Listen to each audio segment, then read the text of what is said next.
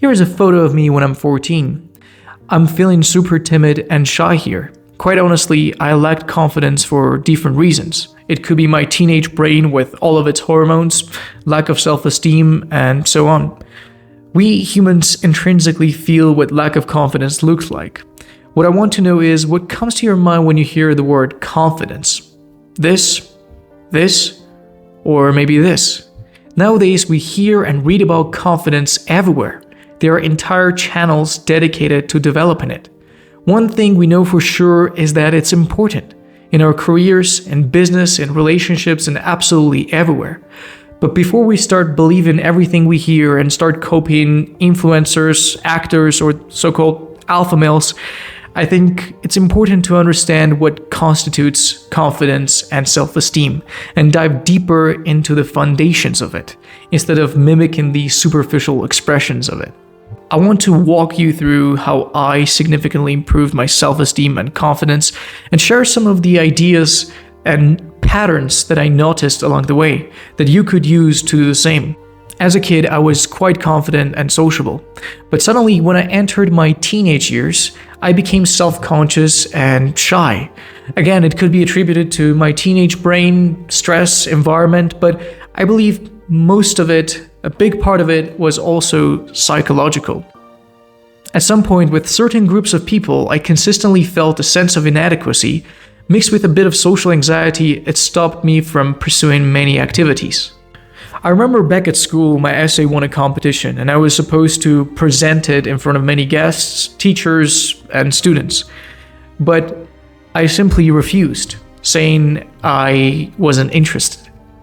This was the first pattern that I noticed: denial and cognitive dissonance as a result of it. It's when we refuse to acknowledge our lack of confidence and we try to convince ourselves that everything is okay and there is no need for change. Now I understand that in this and many other cases, being too tired, too busy, or not interested were just a part of a defense mechanism that I had developed. I simply lied to myself because I couldn't accept that I was simply not confident enough to speak in public, to express my feelings, or do well at school. There seems to be a clear cognitive dissonance. On one hand, we try to protect ourselves from unpleasant feelings, while on the other, we want to venture forward and live a fulfilling life. Regardless of how hard we try, we cannot change the fact that as humans, we need and want social interactions, that we want to achieve our goals and that we want to try new things. By nature, I was the novelty-seeking type, which meant I had to become more confident to explore more. This in turn meant getting out of my comfort zone and enduring some short-term pain. So I encourage you to reflect and try to find if there are any excuses that you're consistently making to avoid situations and people that will make you feel a sense of inadequacy and lack of confidence. Try to identify those first. Very often, the roots of the problem lie in our fixed mindset. For example, I wasn't ready to be criticized in any way because I believed that my abilities and qualities were set in stone. Any criticism felt like a direct attack on my self-worth. In fact, if I had to just pick one thing for you to remember from this video, it would be the idea of a growth mindset. It's the idea that we're not fixed entities and we can improve.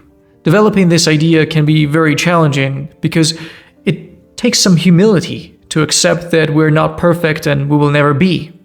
But this idea is incredibly liberating because it means that if we're bad at something now, it doesn't mean we will always will be. It frees us from clinging to superficial traits of ours and makes us more flexible and open to growth. I adopted this mindset and everything started to change around the time I was 15. Up until that point, I wasn't particularly good at anything except writing. That was the only thing I believed I was good at, and I believed I could do better. So I gathered my courage and began sharing my writings with family, friends, and teachers.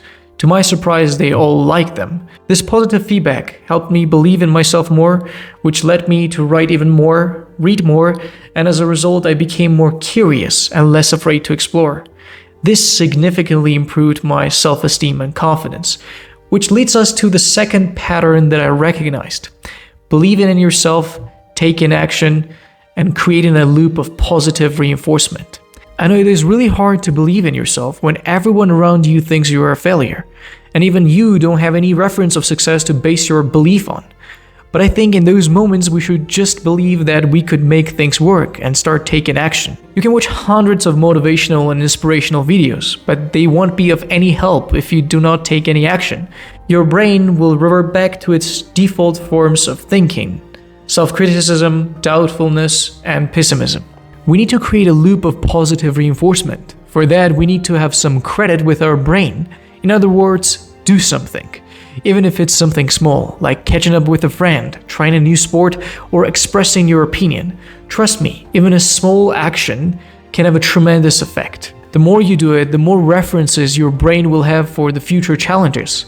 That's why when I was 16, I regularly challenged myself to get out of my comfort zone, giving public speeches, participating in social gatherings, working on new projects, anything. In some cases, my heart was beating fast, my palms were sweating, but I did it anyway. So whenever you feel this rush of anxiety, take a moment and understand that it's okay. It's a short-term stress because you are doing something that you have never done before, and your body is just mobilizing its strength to handle the task. The more you get out of your comfort zone, the more confident you become.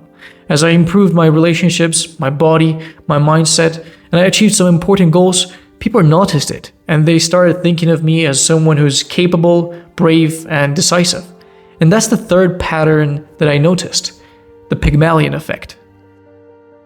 As people begin to see you as confident and capable, you start to internalize those perceptions. Their belief in you reinforces your belief in yourself, creating a powerful loop of positive reinforcement. This is why some people improve endlessly, consistently building on their success and growing in confidence.